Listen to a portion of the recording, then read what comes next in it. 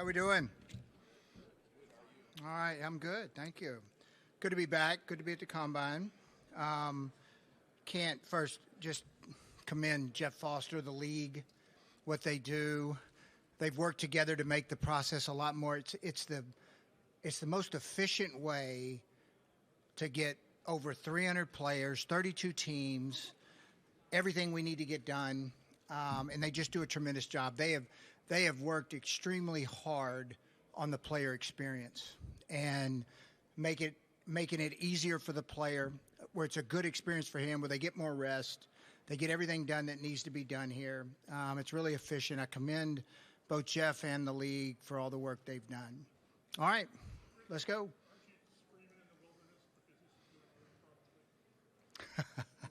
I've said my piece, chap. Chris, just in general, what are your thoughts on this quarterback class? What kind of stands out and makes it different than maybe other years? I don't know if it's any different than any other year. I mean, I think there's good players. Beauty's in the eye of the beholder. I think everybody's going to see each guy see the strengths and weaknesses of what they see and how they fit their team. But it's a good group. Chris, what are the quarterback qualities that you value the most? Or what do you kind of look for? What are kind of the first? One that wins. No, I mean, look, you want a guy that's got a fast mind, who's accurate. Like, we get caught up in arm strength, but guys that is accurate, and then who makes plays when the game's on the line. And I know I'm going to get this question, but like, I think we're seeing today, they come in all different shapes and sizes. I mean, you look around the league, and I think you can track this back to 7-on-7 back in high schools 20, 25 years ago when they started, that more kids that, you're getting a lot more athletes playing the position. So they're going to come in different shapes, different sizes, some tall, some short, some athletes, the ability to move, navigate the pocket, escape from the pocket, create plays with your feet. I mean, all those are things that we're seeing in our league. Not that we haven't seen them before, but I think it's even become more prevalent. It sounds like you have an open-minded approach when it comes to whatever quarterback, the shape, the size factor. It sounds like you're pretty open-minded about it. You have been a guy who's been pretty stringent about vegetables and that kind of thing. How do you screw up? And we still are. And I'm not going to sit here and say we're not. But there's always exceptions.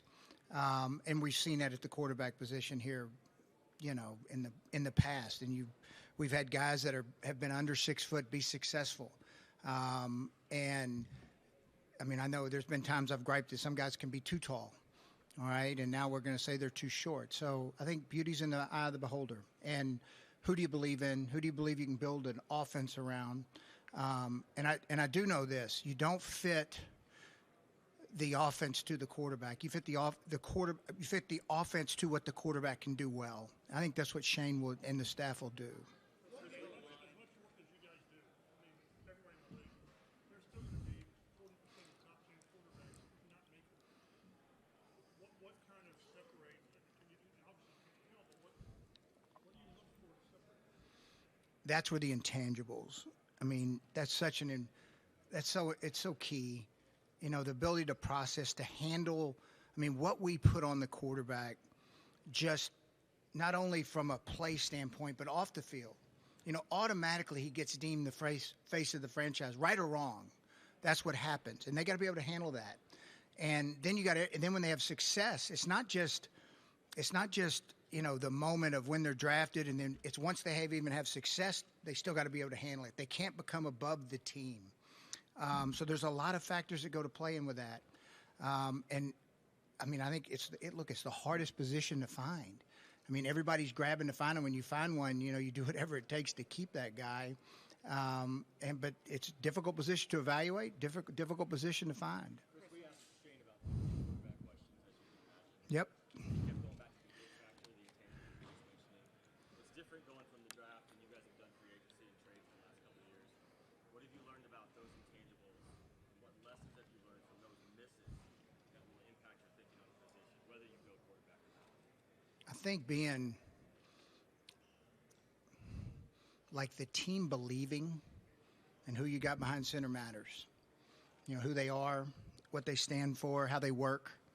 And this is not an indictment on anything going forward, but I mean backwards. But, you know, that matters, you know, and making sure that the system fits, you know, what he plays to his strengths. I mean, that's key. Plays to his strengths. Has that not always been the case? No. I knew that question, a loaded one, was coming.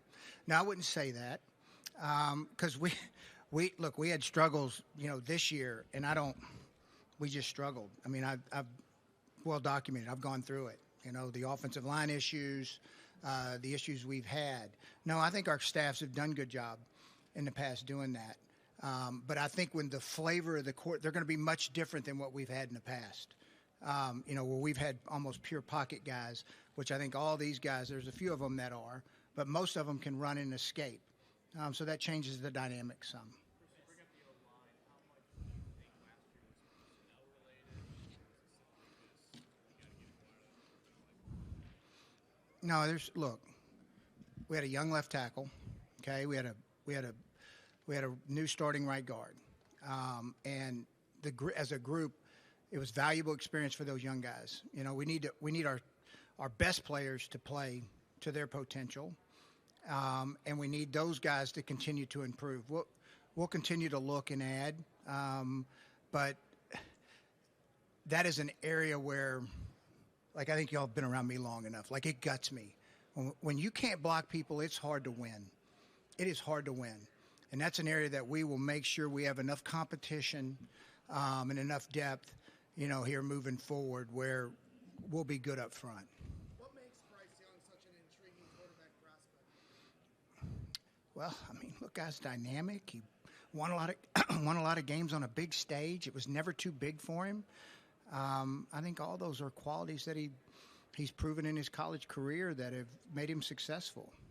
Shane's obviously a pretty bright offensive mind. How much influence do you want him to have in how you guys stack your board for quarterbacks going into the draft? Of course, I'm going to lean on it like we've leaned on every offensive coach we have. You know, it's not like we're just going to shut them off in a room. So y'all just go freaking coach. We're going to just draft whatever quarterback we want. They're going to have their say and they're going to have their influence. You talk about doing whatever it takes to keep a quarterback. What about doing whatever it takes to get that quarterback? How do you weigh the motivation to get the top guy on the board versus just playing what you're at? Well, one, and I know this is coming up because I know all the speculation out there. One, to move up, there's got to be a guy worthy of it. Okay, I know everybody in America is going to say, like, this is what's great right now. Everybody has just automatically stamped that you've got to move up to one to get it right. I don't know if I agree with that. I don't. But that's going to be the narrative, and that's okay. Y'all got to write something. You got to keep the news flowing. So, but I don't necessarily know if that's the right course of business. When we meet as a staff and we say, okay, this is what we need to do, this is the guy for the next 10 to 15 years, and we think he's the right guy, sure, we'll do it. But who's to say we won't get one at 4? Well, I mean, the bar has to be extremely high, whether it's number one or whatever. I mean, how do you look at that, just generally, just making an aggressive move like that? What would that require for you to make that decision?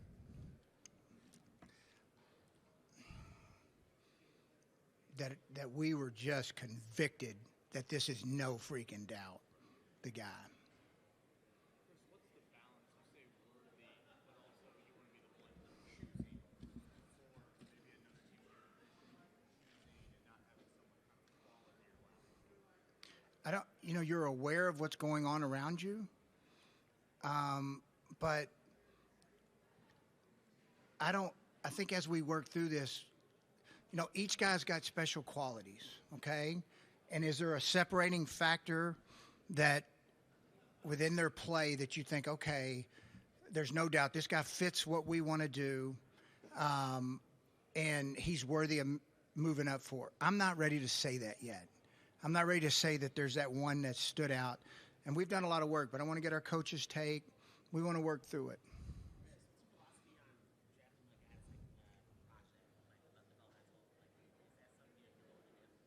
Well, I think they all need development.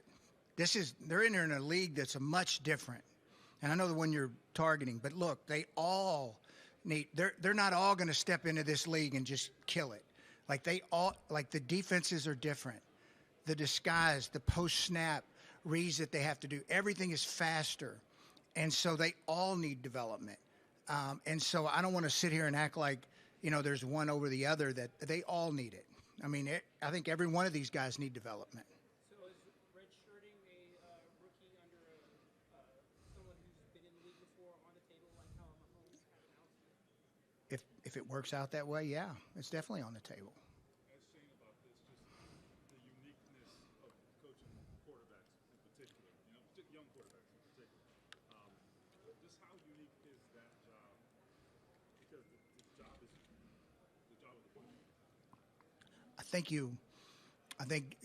allowing the kid to grow at his own pace, and I think we've seen cases through the league. You can just look at some of the quarterbacks that, like, almost laugh sometimes. Like, if you look back in history, there's guys I don't know if they would have had careers in today's world because we cut them off after 2 years. Like, if they're not in 2 years, if they're not making the Pro Bowl and going and becoming superstars, they're done. I mean, that's reality, at least from a outside perspective. But I do think you got to be patient. You got to have a plan for them to be successful. You have a plan to win with how they're going to play in that moment. And then as they evolve, all right, then you put more on their plate. But and I think each guy's different. Every guy's different in that way. And then somebody had asked, more about the pressure that's put on it. I mean, that is the pressure of that position. But you got to do what he can do. And you don't want to overload him because the more they're thinking, the slower they're going to play. So what can we do to get this kid playing fast, playing where he can be successful, and win games? Obviously, two more positions evolved over the years from being more steady in the pockets, and now pretty much every quarterback in the league, besides a few, can run and have that ability more than things like That's good. That's a good question because I've thought a lot about it. I asked somebody the other day, do you think we'll ever really see a true pocket? I mean, I do think you have to play from the pocket. There's going to come a point because defenses are smart. They're going to do everything in their power, especially if you're a good athlete, to keep you in the well and not let you out. But the day of a guy's just a drop back quarterback, man, you just don't see many of them out there, and that's kind of the involvement of the position we were talking about earlier. And that is one of the things that's really evolved in this league. But eventually, they have to be able to play some because defenses are going to keep you in. We talked about some of your approaches with team building, free agency, building through the offensive line. Does any of that change at all when you have a rookie quarterback in terms of the plan you're talking about to kind of bring out the best in him? Well, you got to protect him. I mean, unless you want to just watch him get hit. I mean, okay. But you got to protect the guy. But, I mean, from a contract standpoint, I think it's been proven that you're able to do more with the team, when you're not carrying that hefty contract. But look, Kansas City's proven it. They've got one on a hefty contract, and they've built a heck of a football team around them.